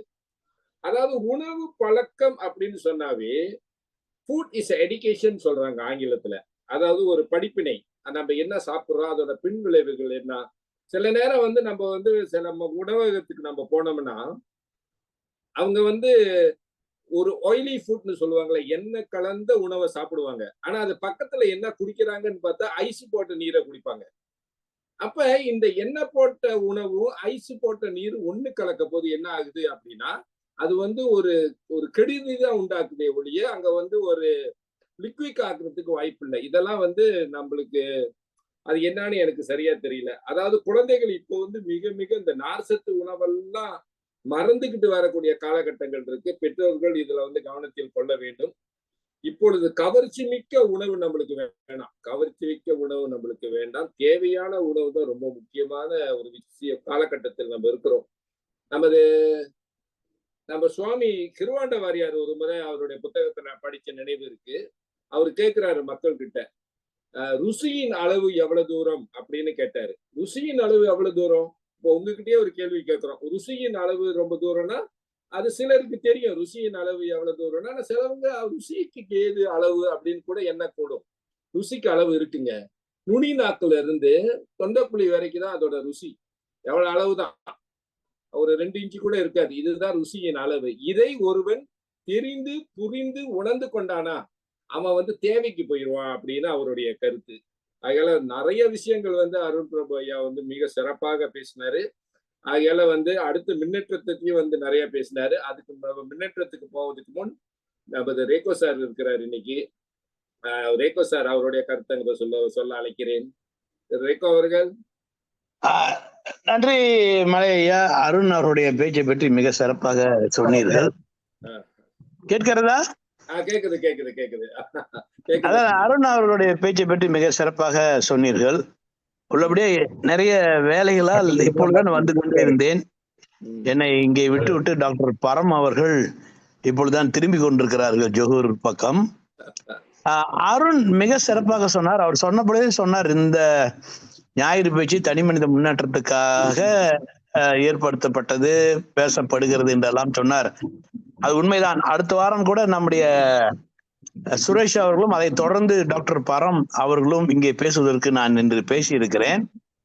அதே நேரத்தில் உடல் நலம் மனித வாழ்க்கையிலே மிகப்பெரிய முன்னேற்றத்தை நிறைய பணங்களை எல்லாம் சம்பாதித்து விட்டு பிறகு நோய்வாய்ப்பட்டு வாழ்வதிலே எந்த ஒரு அர்த்தமும் இல்லை என்றுதான் இன்று கூட நாங்கள் பேசிக்கொண்டே வந்தோம். ஒரு தனி மனித வாழ்க்கை வெற்றிக்கு 3 விடயம் மிக முக்கியம். நிச்சயமாக அது பொருளாதாரம், அதே நேரத்தில் உடல் நலம், அடுத்து மன மகிழ்ச்சி.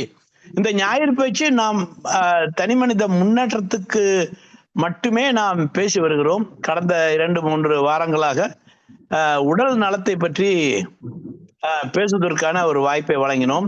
நம்முடைய சிவகாசி அருண் அவர்கள் மிகச்சிறப்பாக இந்த உடல் நலம் இயற்கையாக நாம் உடல் நலத்தோடு வாழ்வதற்கு என்னவெல்லாம் செய்ய வேண்டும் என்று மிக சிறப்பாக பேசினார். அவருக்கு என்னுடைய பாராட்டுக்கள், வாழ்த்துகள். இங்கே வாரம் கலந்து கொள்ளக்கூடிய நம்முடைய மக்கள் தொடர்ந்து இந்த ஞாயிறு பேச்சிலே கலந்து கொண்டு அதனாலே முன்னேற்றம் காண வேண்டும் என்பதுதான் நம்முடைய வாரம் நம்மை ஞாபகப்படுத்துகிறது. அடிக்கடி மலையா நீங்களே சொல்வீர்கள், போன வாரம் எந்த இடத்திலே இருந்தோம், இந்த 7 நாட்களில் எந்த முன்னேற்றம், உடல் நலத்திலா, குடும்பத்துடைய நல்ல உறவு வளர்வதிலா, அல்லது நாம் செய்யக்கூடிய தொழிலிலே புதிய முன்னேற்றம் ஏதாவது நாம் ஏற்படுத்தியிருக்கிறோமா என்றெல்லாம் சிந்தித்து பார்க்கக்கூடிய ஒரு வாய்ப்பை இந்த ஞாயிறு பேச்சு வழங்குகிறது. அதனாலே தொடர்ந்து நாம் செய்வோம் என்று சொல்லி விடைபெற்றுக் கொள்கிறேன். அடுத்து மற்றவர்களை பேச சொல்லுங்கள் மலை ஐயா. நன்றிண்ணே, நன்றி நன்றி. அடுத்துங்க யாரு பேச முன் வரார்? ஓகே, இன்று நம்மளுடைய வணக்கம். வணக்கம். வணக்கம். வணக்கம். வணக்கம். மலையா வணக்கம். வணக்கம் நான் இப்போதான் திரு ரேகோ அவர்கள் சொன்னது மாதிரி அவர்களை பயணித்து அவரை இப்பதான் வீட்டில் இறக்கி விட்டு ஜோகூர் பாருக்கு ஹைவேல வந்து பயணம் செய்து கொண்டிருக்கின்றேன். முதல்ல வந்து நம்மளுடைய அருண் சார் சொன்ன மாதிரி பல விஷயங்களை சொன்னாரு. அவர் இறுதியாக சொன்ன அந்த விஷன் வந்து என்னுடைய மனதை ஈர்த்தது என்றுதான் சொல்ல வேண்டும்.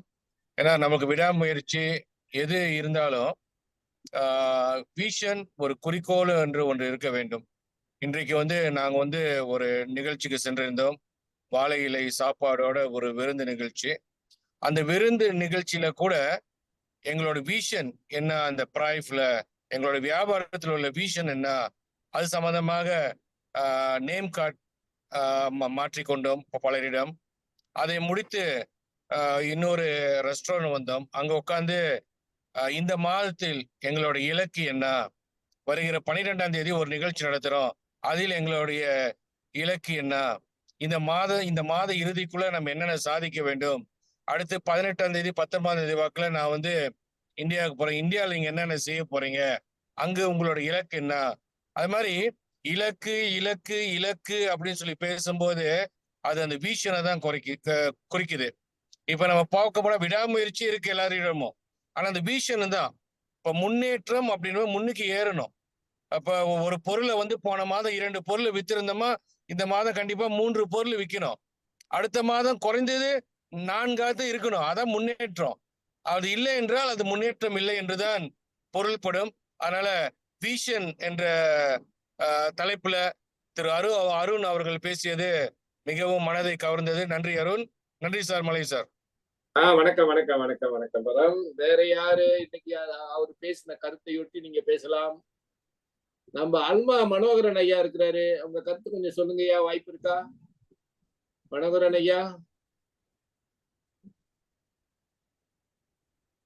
வாய்ப்பு இருக்கா? அப்படி வாய்ப்பு. ஐயா வணக்கம்.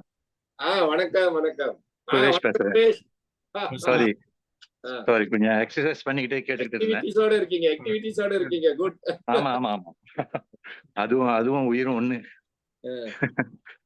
அதாவது சார் அருண் சர்மா சொன்ன விஷயத்துல ஒரு விஷயம் வந்து நான் ஃபுல்லா ஃபாலோ பண்ணிட்டு வரேன். முன்புலாம் என்ன பண்ணுவேன், சோறு சாப்பிடும் பொழுது, உணவு சாப்பிடும் பொழுது அதனுடைய எண்ணிக்கையை குறைக்கணும், ஏன்னா நிறைய சாப்பிட்றோமே அப்படின்றதுனால முதல்ல ஒரு கிளாஸ்ல 2 கிளாஸ் தண்ணி குடிச்சிருவோம்.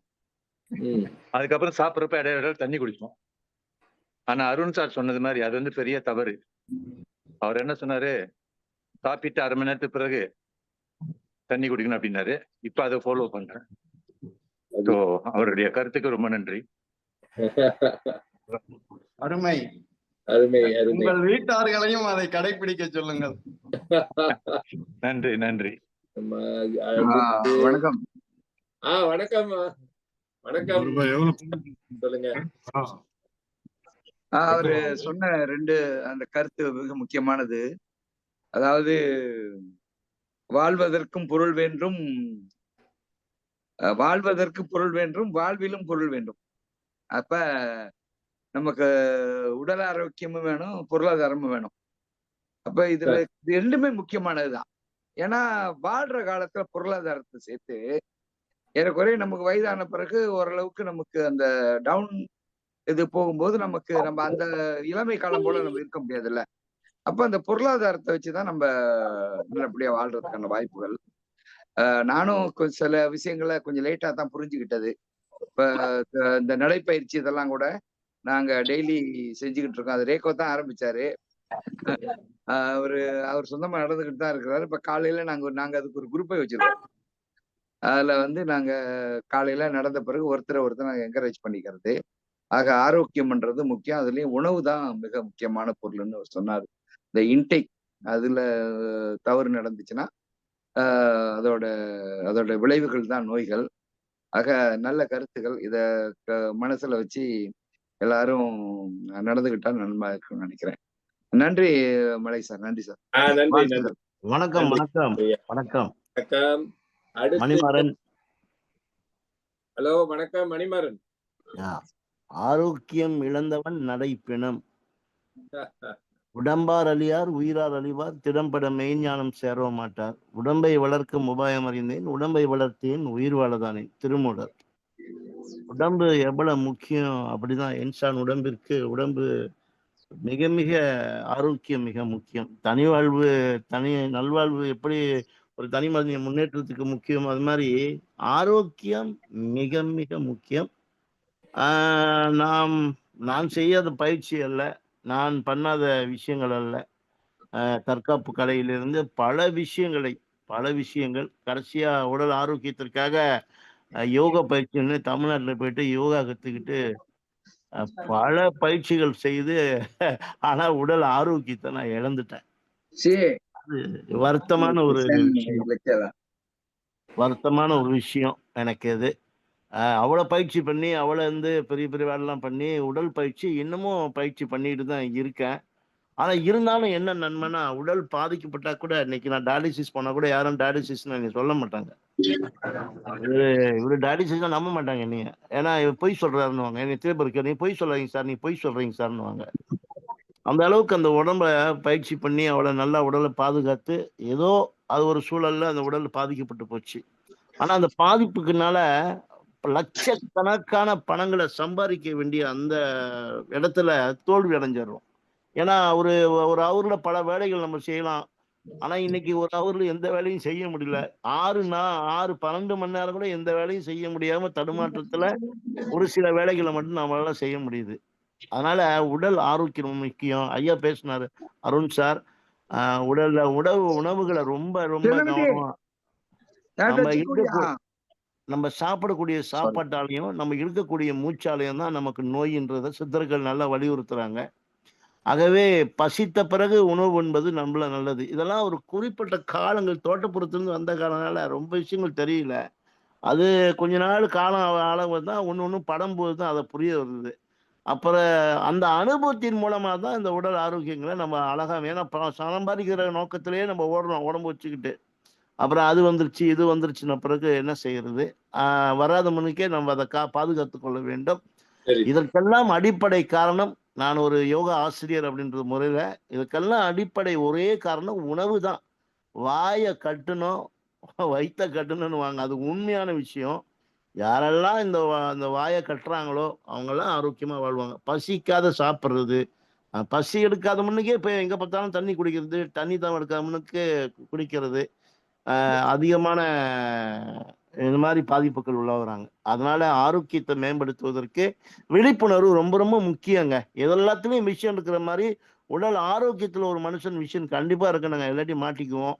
நம்ம விழிப்புணர்வா இருந்தோம், அவர்களுக்கு நோய் வந்தா கூட நம்மள அதை தற்காத்துக்கலாம். அதான் விஷயம், வேற ஒண்ணும் இல்லை. நன்றி, வணக்கம் ஐயா. நன்றி. ஓகே, நேரம் கருதி இப்ப 7:10 ஆகிவிட்டது. நம்ம நிகழ்ச்சியை நிறைவு கொண்டு வர போகின்றோம். நிறைவுக்கு கொண்டு வருவதற்கு முன் நமது அருண் ஐயா ஏதாவது சொல்ல விரும்புறீங்களா ஐயா? வேறு யாராவது பேசினால் ஒருவருக்கு வாய்ப்பு கொடுக்கலாம் சார். ஒருவருக்கு வாய்ப்பு யாரு பேச முன்வரீங்கள்? சார் நான் பேசலான் இருக்கேன் சார். என் பேர் சதாசிவம் சார். உங்களை அழைக்கலாம்னு நினைக்கிறேன். கொஞ்ச நாள் ஆச்சு பேசி. சார் அருண் சார் ஒரு இனிமையான நண்பர், அருமையான நண்பர், நல்ல நாலேஜ் உள்ளவர். கடந்த வாரமும் கேட்டேன். அவர் சொன்ன ஒரு விஷயம் எனக்கு ரொம்ப பிடிச்சிருந்துச்சு. சுயம் என்றால் சுயமாக நம்ம எந்த ஒரு எதையுமே நம்ம சுயமா சிந்திக்கணும்னு. இது சொல்லக்கூடிய அனைத்துமே ஒரு தனி மனிதன் சுயமாக சிந்திச்சாலுமே எல்லாத்தையும் தன்னை நிர்வாகம் படுத்தலான்றத நான் அவர் சொல்லக்கூடிய வார்த்தையில நான் கண்டுகிட்டேன். ஏன்னா சுயமா சிந்திக்கணும். ஒரு உணவு உண்ணும் போது சுயமா சிந்திக்கணும். இப்ப வயதுக்கேற்றவாறு சில இதுகளை நம்ம தவிர்க்கிறோம். இப்ப சில தின்பண்டங்களை நம்ம தவிர்க்கிறோம். தின்பண்டங்கள்னா அந்த கேஸ் பானங்களை குறைக்கிறோம். நான் என்னை பொறுத்தவரை உங்க சவுண்ட் வழங்கல. அன்மியூட் பண்ணிக்கோங்க சார். சதாசிவம் அன்மியூட் பண்ணுங்க. சாரி எது வரைக்கும் கட் பண்ணிச்சல. அதாவது வயதுக்கேற்றவாறு சில தின்பண்டங்களை நம்ம குறைக்கிறோம். நான்லாம் பாத்தீங்கன்னா இப்ப gas drinks like Coca Cola இந்த மாதிரியான எந்த ஒரு கேஸ் பொருளையும் நான் வந்து தவிர்க்க ஆரம்பிச்சிட்டேன். அதன் பிறகு வந்து நல்ல லட்டு இது போன்ற இனிப்பு பண்டங்கள் தின்பண்டங்கள் எல்லாத்தையும் குறைக்க ஆரம்பிச்சிட்டோம். அது வயதுக்கு ஏற்றவாறு, ஏன்னா அது சில வயிற்றுக்கு ஏற்றவாறு நம்ம சில இதுங்களை குறைக்கணும். அருண் சார், உங்ககிட்ட ஒரு கேள்வி கேட்கணும் சார். நம்ம அந்த காலத்துல வந்து அருண் சுவைன்னு ஒரு வார்த்தை இருந்தது. அருண் சுவை. இதுல இன்னைக்கு எத்தனை பேர் வந்து அந்த அருண் கரெக்டா சாப்பிடுறாங்களா என்பது எனக்கு தெரியல சார். இது கொஞ்சம் விளக்கம் சொல்லிட்டு நீங்க நிப்பாட்டிருங்க சார். அறுசுவைங்கிறது அந்த காலத்துல அந்த அறுசுவை உணவு சாப்பிட வேண்டும்னு சொல்லுவாங்க. அந்த இனிப்பு, புளிப்பு, துவர்ப்பு எல்லா இதுமே சேர்ந்து இருக்கிறது தான் அந்த அறுசுவை உணவு. நம்ம அன்றாடம் சாப்பிடுற உணவுகள் காய்கறிகள்லயே அந்த இப்ப வாழைப்பூ எடுத்தா அந்த துவர்ப்பு இருக்கும். அத மாதிரி அறுசுவை உணவுல நம்ம பழங்கள், காய்கறிகள் அது சாப்பிடுறதுல அது ஒரு இதா பழங்கள், காய்கறிகள் சாப்பிட்டதுலயே அந்த அறுசுவையும் நமக்கு கிடைச்சிடும். ஆனா இப்ப எல்லாம் செயற்கை உணவா மாறினால அந்த அறுசுவையில நிறைய உணவு கிடைக்கிறது. ரைட். எனிவே சார், ரொம்ப நன்றி, வாழ்த்துக்கள். வாய்ப்பு நன்றி. அண்ணன் ரேகோனன், நன்றி.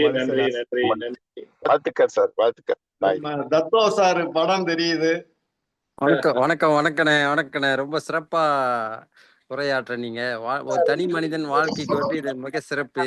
இது நான் தெரியாததை கத்துக்கிட்டேன்.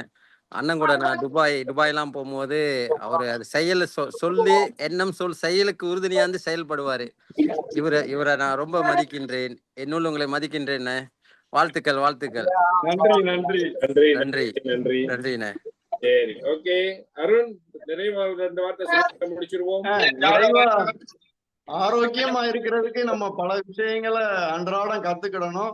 டெய்லி 3 லிட்டர் தண்ணி எல்லாருமே என்ன வேலை இருந்தாலும் ஒரு அரை மணி நேரம், 1 மணி நேரம், 2 மணி நேரத்துக்கு ஒருக்க தண்ணி குடிக்கிறதுலயே நம்ம ஆரோக்கியமா இருக்கிறது நமக்கு தெரியாமலே நடக்கும். அதனால எல்லாரும் தண்ணி குடிங்க, குறிப்பிட்ட நேரத்துக்கு சாப்பிடுங்க, குறிப்பிட்ட நேரத்துக்கு தூங்குங்க, போதும். சரி, மகிழ்ச்சி. எல்லோருக்கும் நன்றி. நன்றிங்க சார். நன்றி, மிக்க நன்றி. ரொம்ப நன்றிங்க அருண் சார். ஆரோக்கியம் தான் சிறந்த முன்னேற்றம். நம்மளுடைய முன்னேற்ற பகுதிக்கு வரப்போது நம்ம அருண் சார் சொன்னாரு, ஆரோக்கியம் தான் சிறந்த முன்னேற்றம். அப்புறம் பல விஷயத்த சொன்னாரு. நம்மளுடைய முன்னேற்றத்துக்கு வந்து அந்த விஷன், கோல் அதெல்லாம் சொன்னாரு. அதுல ரொம்ப முக்கியமானது வந்து ஒரு சிறந்த வெற்றியாளனுடைய கணிப்பு வந்து 3 விஷயத்தை, அதாவது ஒரு மனித முன்னேற்றத்துக்கு வந்து 12 விஷயங்கள் தேவை அப்படின்னு சொன்னாங்க. கோலு, பியூரிட்டி, இம்பார்ட்டன்ஸ், அது இதெல்லாம் இருந்தாலும் ரொம்ப முக்கியமான விஷயம் வந்து 3 வந்து தனியா எடுத்து சொன்னாரு. அதாவது இன்வால்வ்மெண்ட், ஈடுபாடு, அந்த தொழில்ல எவ்வளவு ஈடுபாடு வச்சிருக்கீங்க, டெடிகேஷன், அந்த தொழில்ல எவ்வளவு அர்ப்பணிப்போட வேலை செய்யறீங்க, அப்புறம் அந்த தொழில்ல என்ன மாதிரி ஒழுங்குமுறை வச்சிருக்கீங்க. இந்த 3 தான் ரொம்ப முக்கியமாக கருதப்பட்டு, இந்த 3 சரியா இருந்தா மற்றது அனைத்துமே வந்து தானாக வந்துவிடும் அப்படின்னு அவருடைய கருத்து. நம்ம வந்து சுறுசுறுப்பாக இருக்க வேண்டும் என்று சொன்னார் அவரு. அதுதான் ரொம்ப முக்கியம். ஆங்கிலத்தில் எனக்கு பிடிச்ச ஒரு வாசகம், busy is always better than lazy அப்படின்னு சொல்லுவாங்க. Busy is always better than lazy என்ற வார்த்தை வந்து மிக அற்புதமான ஒரு விஷயம். ஆகையால வந்து இன்று, அதாவது நம்ம ஆரோக்கியமே முன்னேற்றம் என்ற தலைப்புல வந்து பகுதி 2 நம்ம கேட்டோம். இது வந்து பகுதி 3 கூட. அடுத்த வாரம் ஒரு பேச்சாளர், அடுத்த ஒரு தலைப்புல வந்து நம்ம சந்திப்போம். நன்றி, வணக்கம், வெற்றி நிச்சயம் அனைவருக்கும்.